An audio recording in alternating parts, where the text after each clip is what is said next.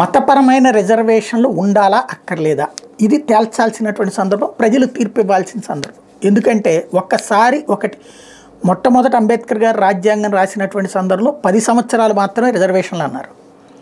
అవి ఈ రోజు వరకు ఎవరు తొలగించలేదు, ఇంకో 100 ఏళ్ళైనా తొలగించే పరిస్థితి లేదు. ఈవెన్ ఆర్ఎస్ఎస్ లాంటి వాళ్ళు, బీజేపీ వాళ్ళు కూడా అదే ఓపెన్గా చెప్పేశారు కదా, అసమానతలు తొలగే వరకు అని.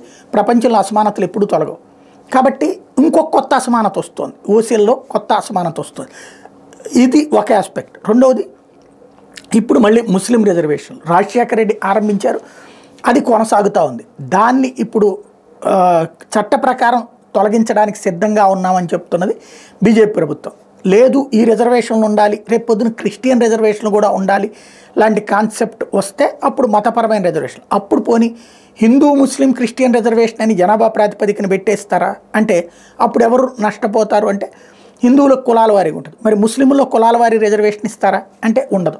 క్రైస్టియన్స్లో వర్గాల వారీగా ఉన్నది, అక్కడ కూడా కులాల వారీ ఉన్నాయి, మరి అక్కడ ఇస్తారా అంటే అట్లా ఉండదు. ఒక్క హిందూ సమాజంలో మాత్రమే కులాల వారీ వర్గీకరణ ఉంది. ముస్లిం క్రైస్తవులకు వచ్చేటప్పటికి మతపరమైనటువంటి ప్యానల్ రిజర్వేషన్ నడుస్తున్నది, అంటే ముస్లింల వరకు. ఇప్పుడు అది ఉండాలా లేదా అన్న చర్చ జరగాల్సిన సందర్భం. ఉండాలి అని జనం ఆశిస్తే ఒక ఆస్పెక్ట్, వద్దు అనుకునే పబ్లిక్ అనుకుంటే అది మరొక ఆస్పెక్ట్. చర్చకి తావిచ్చినటువంటి అంశం అయితే ప్రస్తుతం నడుస్తుంది. రిజర్వేషన్ల ఎత్తివేత కాదు, ముస్లిం రిజర్వేషన్లు ఉండాలా వద్దా అన్నటువంటి దాని మీద చర్చ జరగాల్సిన సందర్భం.